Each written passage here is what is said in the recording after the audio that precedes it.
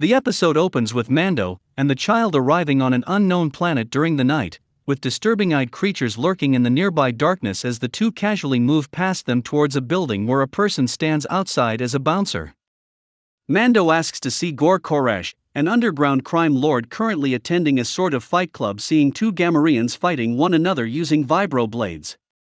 Mando asks for help finding other Mandalorians, being told Gor could help with the search, but after the bounty hunter proves unwilling to bet his Beskar armor on the fight at hand, Gor turns on Mando with his goons and threatens to kill him for the armor. Mando responds by utilizing his whistling birds to kill the goons surrounding him while defeating others in hand-to-hand combat and chasing a fleeing Gor down, hanging him from a nearby streetlight and learning of a Mandalorian located on Tatooine in the city of Mos Pelgo.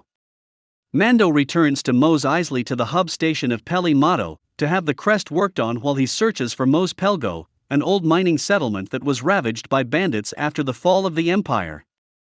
Mando takes Peli's old speeder bike out there with the child riding in a passenger carriage, enjoying the fast breeze along the way, passing by Tusken raiders during the night.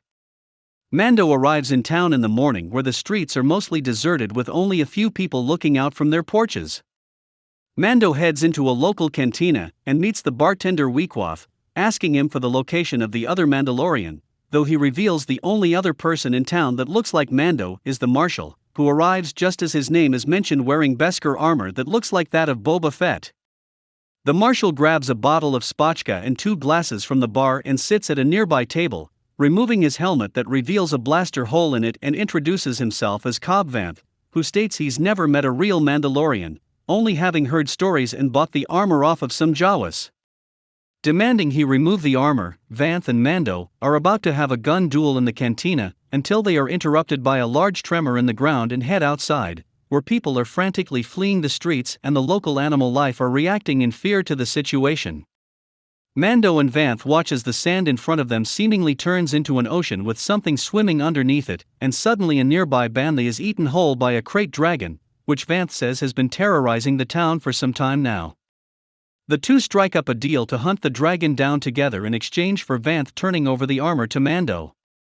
Vanth and Mando head off to the krayt dragon's supposed living space in the desert, with Mando on a speeder bike and Vanth on what appears to be one of the engines from Anakin Skywalker's pod racer from the Phantom Menace repurposed as a solo vehicle. Vanth discusses his and the town's history, looking back at the destruction of both Death Stars and revealing that with the Empire pulling out of Tatooine, a local group known as the Mining Collective quickly moved in on the town and turned it into a slave camp overnight. Vanth escaped the attack with a Camtono full of silicax crystals and wandered the desert for days until the arrival of a Jawa sandcrawler, where he traded the crystals for what appears to be Boba Fett's Beskar armor. Vanth then returned to the town and used his newfound armor and weapons to kill off all members of the Mining Collective and became Mos Pelgo's guardian from attacks by any invading force. Mando and Vanth head into a canyon area where they are cornered by wolf-like creatures, though Mando speaks Tusken to them and calms them down before chatting with some local Tusken raiders in a combination of Tusken and sign language, learning that the raiders are also out to kill the krayt dragon and being invited back to their camp. While speaking with each other at the camp, Mando tries to establish a peace between the raiders and Vanth, stating that if they fight amongst themselves the monster will kill everyone.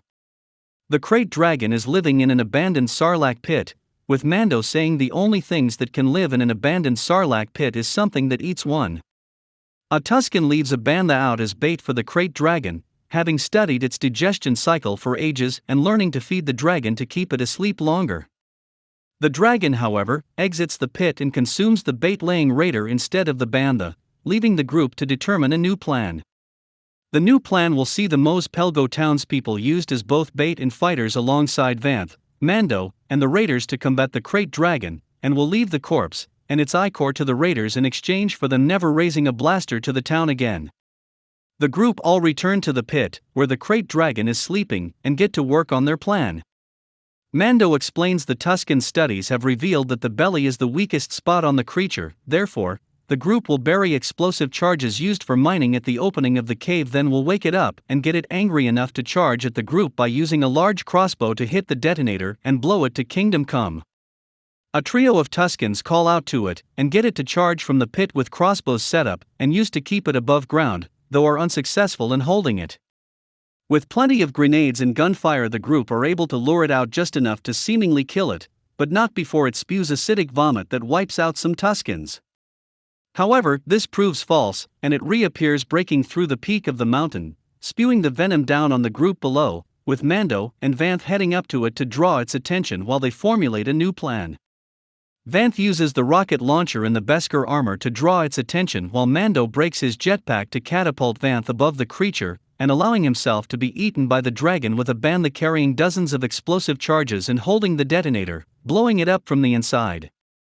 After retrieving the armor from Vanth, who makes a mention to ensure the Mandalorians know he didn't break the jetpack of the suit, Mando takes off across the plains on his bike, watched by a cloaked figure from atop a mountain who turns around to reveal the face of actor Temuera Morrison, likely as Boba Fett.